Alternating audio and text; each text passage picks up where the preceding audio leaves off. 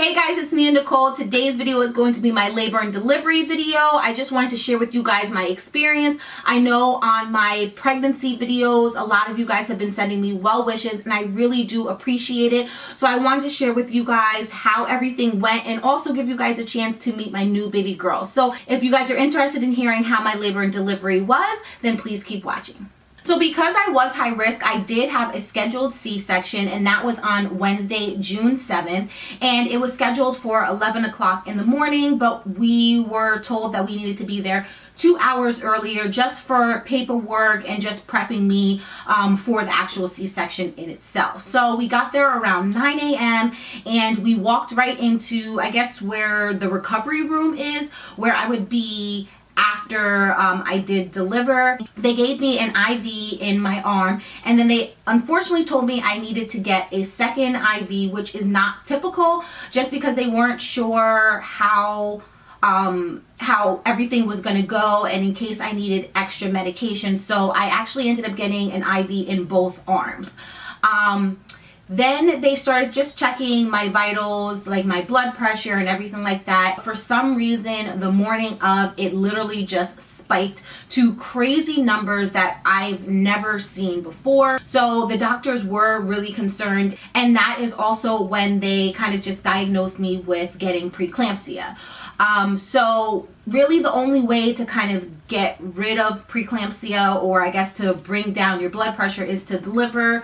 But because I was already having a scheduled C-section, they knew in an hour or so they were going to be delivering my baby. So they did just keep that monitored for the whole morning and everything like that.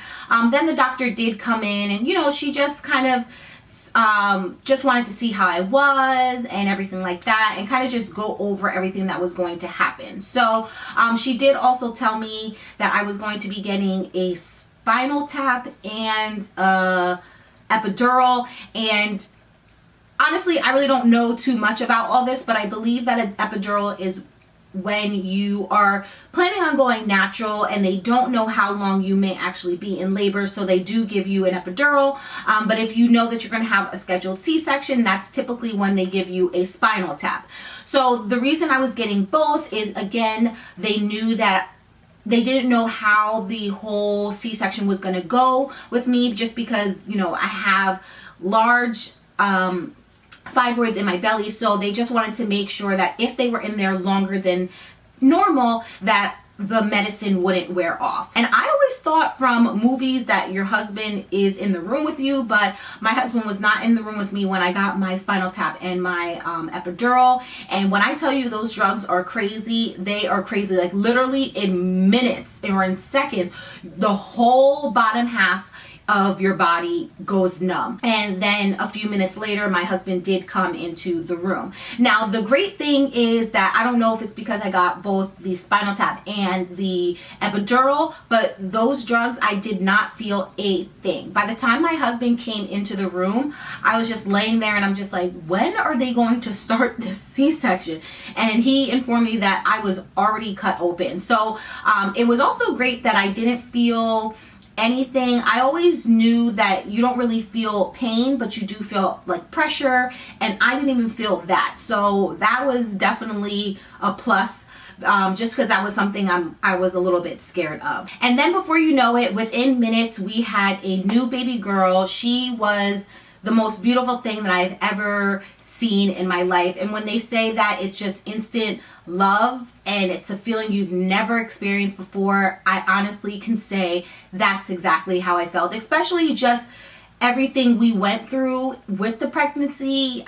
I never even thought or imagined that we would get to this point. So we were just so happy and excited. So she was born at 12:25 p.m. and she was 5 pounds 8 ounces. So a little itty bitty thing, especially considering how big I was. I will put a picture up somewhere so that you guys can see I was huge pregnant, and to the point where everybody thought she was going to be a big baby, but I just knew that she was going to be so tiny with a full set of hair, and she was about 18 inches long. So they ended up taking her out with one of the nurses and the doctors, and my husband left just to take her down to the nursery, just to give her, I guess, like a checkup and run some tests on her and everything like that. And it ended up coming out that they had to take one of the fibroids out just to actually get to her. I know a lot of people have been asking me both on YouTube and also just in real life why I didn't get the fibroids removed at the time of my C-section, but the reason for that is just I would have lost so much blood and the recovery time would have been so much longer, just from getting, you know, a blood transfusion and just the recovery from the C-section and also the fibroid removal, that my doctor just thought it would be best to just deliver the baby and then enjoy being a new mom and wait until the fibroids reduced in size, and then we would go back in and I would get another surgery later on to remove all of the fibroids. So that's really the reason why I didn't get them removed at the time. I was then taken back to the recovery room, and that's really where they continue to check my vitals, and I stayed there until all of the anesthesia had worn off. Now, because I had been diagnosed with preeclampsia and my blood pressure was still high even after I delivered her,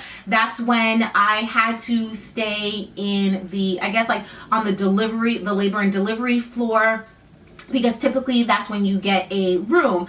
But they wanted to monitor me overnight, and they were giving me magnesium, I believe it is, to help bring down my blood pressure and to help with the preeclampsia. So I was on that for about 2 days.